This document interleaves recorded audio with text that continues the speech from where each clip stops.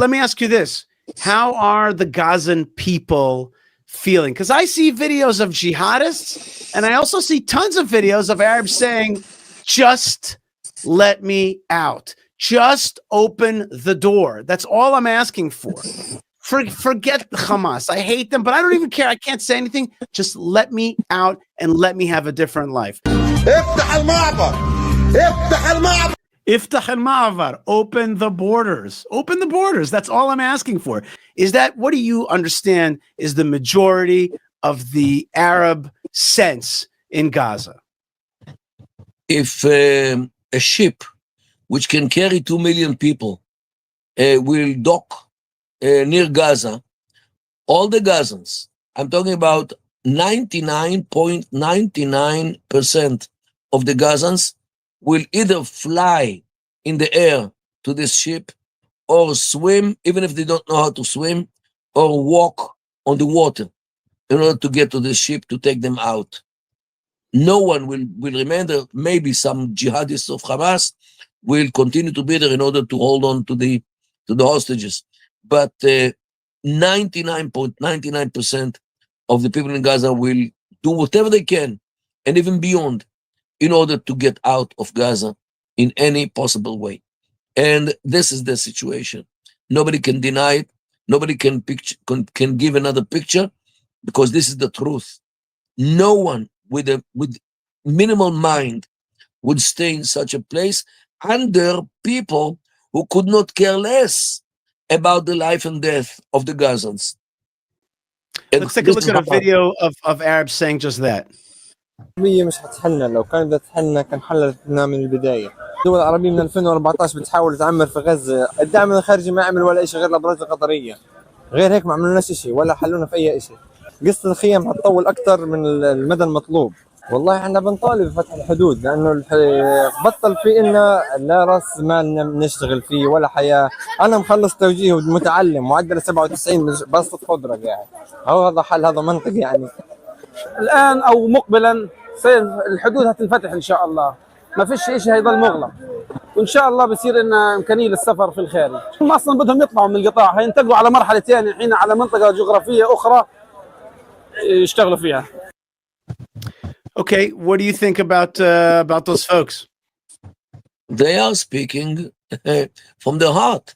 The problem is that if they are in Gaza now, they might be targeted by Hamas because of standing in front of the camera and say it, or say such things, which Hamas definitely doesn't like, and doesn't want them to say. So I wish them good luck, and I'm very sorry for them. And look, already in December 2023, like a year and 4 months ago, I came out with a suggestion, which unfortunately people didn't take seriously, is to force Qatar to take the Gazans to Qatar. First of all, Qatar has many dormitories which they built to host the visitors of the World Cup in soccer, which they hosted 2.5 years ago. So there are enough places to host the Gazans. Secondly, they have many hotels which they can use if there's not enough place in the dormitories. And if there are people without solution, the Qataris have enough money to build very fast, to build homes for them, and they can find very good place to live in Qatar. Qatar is responsible for what was in Gaza. Qatar sponsored Hamas. Qatar supported Hamas politically. Qatar supported Hamas with the media, which is very important in these days. And therefore, Qatar should bear the consequences of what happened. Qatar has an airliner company which has some 270 airplanes, average capacity 350 passengers. How many airplanes did they have? 270. Because I think El Al has I think El Al has like 66, I think. Not even. Yeah. Qatar, as much as I remember last time I checked on Wikipedia, it says 269 airplanes. So average capacity 350 passengers. If you make a calculation, you'll find that Qatar can evacuate all the Gazans within 1 week easily. Wow. If only they get to El Arish airport in Egypt, which is 50 kilometers from Gaza. The Gazans will walk. This one day walk, 50 kilometers is not such a big thing. Wow. If they don't have buses to take the Gazans from Gaza to El Arish International Airport, the Gazans will walk 1 day, and nobody will stay in Egypt. Egypt doesn't have to be worried because of this, because nobody will stay in Egypt from the Palestinians if he knows that in the end of the journey, Qatar is waiting for them. So this is what should be done.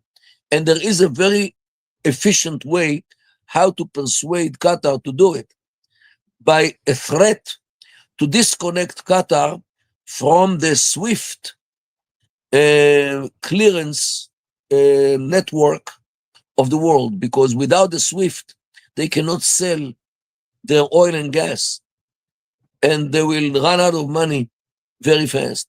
So this is the way to convince Qatar to do what Qatar should have been done. The problem is that Qatar has bought many politicians, many media people. Say what you will, but when you look at Qatar, UAE, like, it's interesting. Like, they really do diplomacy well in terms of relationships. You can, I mean, there again, I'm not saying it's good or bad. I'm not trying to, but I'm just saying, like, those guys go all in and they know how to, and maybe some people would argue over the top. I'm not trying to judge that, but I'm just saying, like, they don't kid around when it comes to diplomacy and spreading money around and trying to get people to be aware of what they do and how they, I mean, like I said, you go look at FIFA and everything else. I mean, these guys, like, they play with house money in a way that's just not normal. Not only do they spread money around Washington, D.C., I mean, think tanks, the number of consultants they have. I won't get into, there was a group of women recently in the Middle East for a big conference that, the irony of where it was located. And look, the number of private equity funds, hedge funds that have money from the Middle East in their investment pools, like, when you have that much money, you have a lot of throw weight, and they are unashamed, smart, and strategic.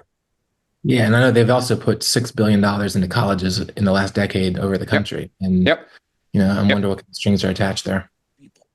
Many academicians all over the world, especially all over the Western world, and today, too many people are afraid that Qatar will expose what they got from Qatar and how much they got from Qatar if they adopt my ideas about how to save the Gazans in Qatar.